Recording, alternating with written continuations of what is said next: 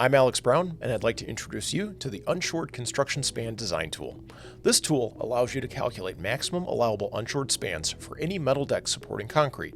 You can check composite, non-composite, and even roof deck, with complete control over concrete specification, bearing conditions, and construction loading. Let's jump in.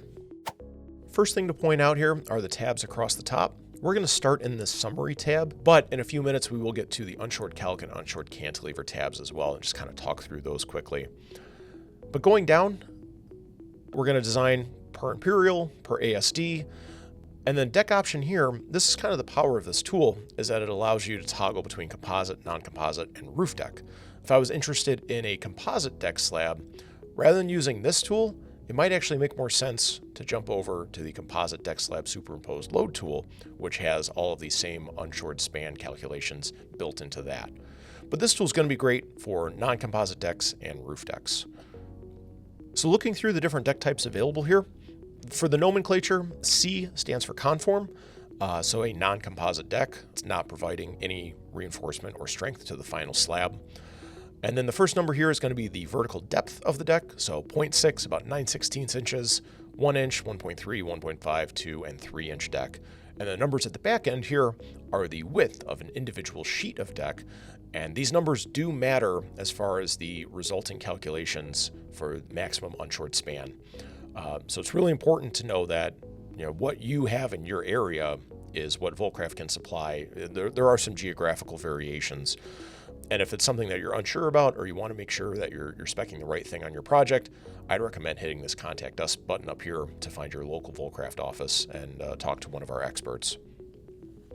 But coming down, all of the deck information, concrete information, construction, loading, deflection, all of that gets entered here.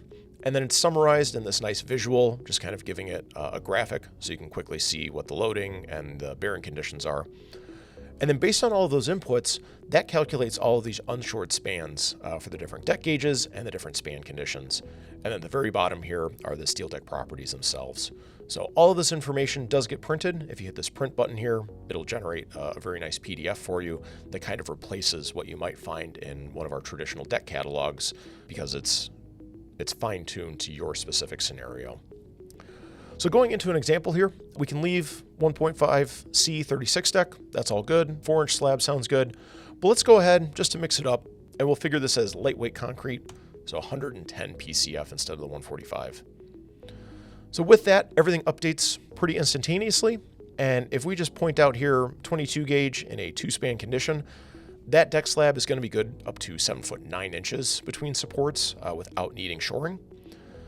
But if I know that maybe 20 PSF is a little bit light for my construction live load, maybe I want to bump that up a little bit to make sure I'm covered with what's going to happen out in the field, I can see right away that that takes a few inches off of my allowable unshored span. So now it's only good up to 7 foot 5 instead of the 7 foot 9.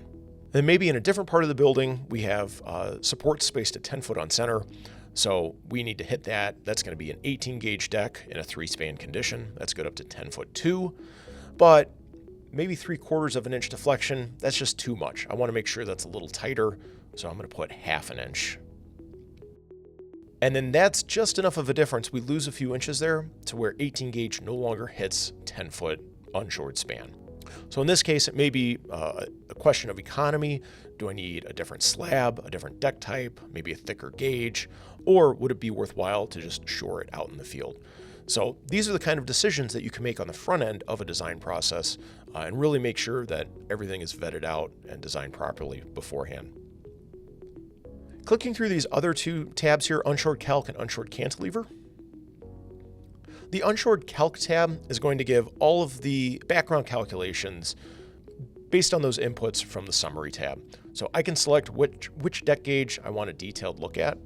And if I stick with 18 gauge here, I can see where it's calculating those values that we were just looking at. So the 9 foot 9 that we just saw a moment ago, and then all of the resulting calculations shown here for full transparency on what the tool is doing.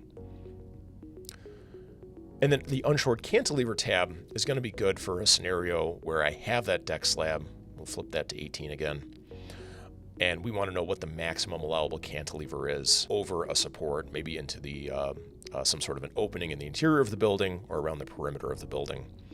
And if I change that back span to that 10 foot that I keep shooting for, it will give me an error message because that exceeds all of those allowable spans that we were just looking at. And that's the Unshored Construction Span tool. It's a great tool which really takes every nuance of the deck, concrete, bearing, and construction method into account, giving you a fine-tuned, customized load table. And with that, happy specifying.